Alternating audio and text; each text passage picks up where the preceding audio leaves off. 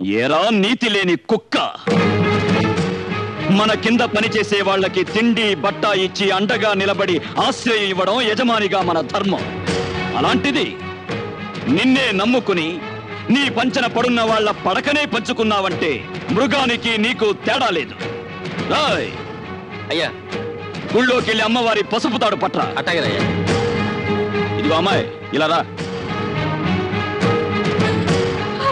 ఏ చేతులతో అయితే ఆ అమ్మాయి జీవితాన్ని నాశనం చేశావో అదే చేతులతో ఆ అమ్మాయి మెళ్ళలో తాళి కట్టి కొత్త జీవితాన్ని ఇవ్వు. ఇదే ఈ పాపారాయుడు తీర్పు. పాపారాయుడు, నీ తీర్పు మార్చు.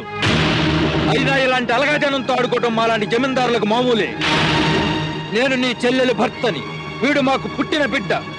కాస్త ముందు వెనక ఆలోచించి తీర్పు ఇవ్వడం నేర్చుకో.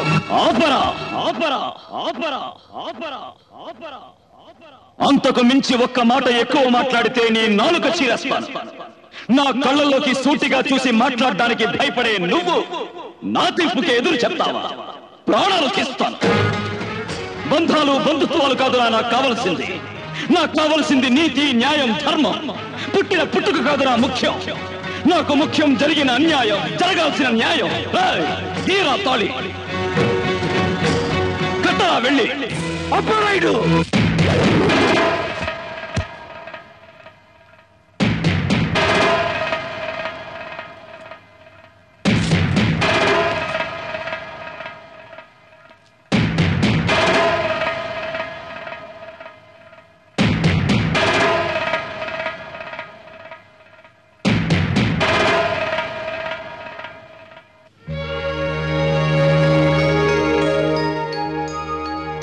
ఆ ఇంట్లో నీకే లోటు జరిగినా ఈ పాపారాయుడున్నాడన్న సంగతి మర్చిపోకు. పాపారాయుడు గారికి, పాపారాయుడు గారికి, పాపారాయుడు గారికి, పాపారాయుడు గారికి, పాపారాయుడు గారికి, పాపారాయుడు గారికి, పాపారాయుడు గారికి, పాపారాయుడు గారికి, పాపారాయుడు గారికి,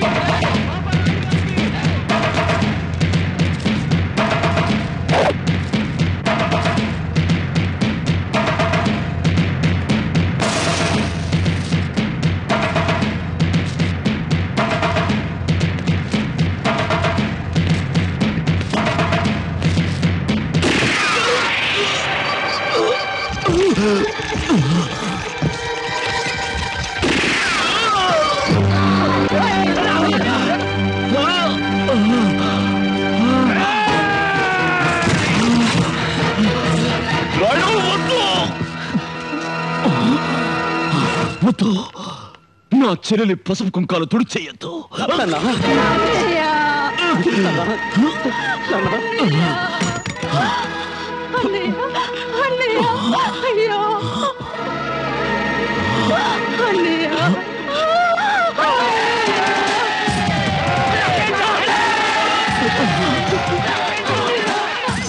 ఆగండి!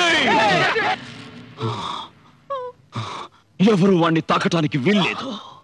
చేసిన తప్పుకు వాడు శిక్ష అనుభవించే తీరాలి. ఈ రోజు నుంచి వాణ్ణి, వాడి కుటుంబాన్ని 18 ఏళ్ల పాటు ఈ ఊరి నుండి వెలేస్తున్నాను. వాళ్ళతో ఎవరు మాట్లాడకూడదు. వాళ్ళింటి మంచి చెడ్లకు ఎవరు వెళ్ళకూడదు. ఆఖరికి వాళ్ళింట్లో పచ్చి మంచినీళ్లు కూడా ముట్టుకోకూడదు. దీన్ని ఎవరు అతిక్రమించినా వాళ్ళకు కూడా ఇదే శిక్ష వర్తిస్తుంది. ఇదే ఈ పాపారాయుడు తీర్పు.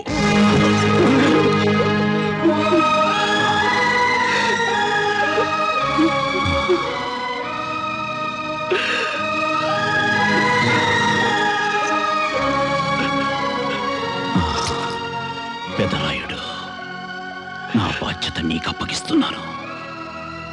తీర్పు చెప్పేవాడి దృష్టిలో అందరూ ఒక్కటే. న్యాయం మన ఊపిరి, ధర్మం మన ప్రాణం. ఎప్పుడైతే మనం తప్పుడు తీర్పిచ్చామో ఆ క్షణమే మనం చచ్చిపోయినట్టు లెక్క. గుర్తుంచుకో.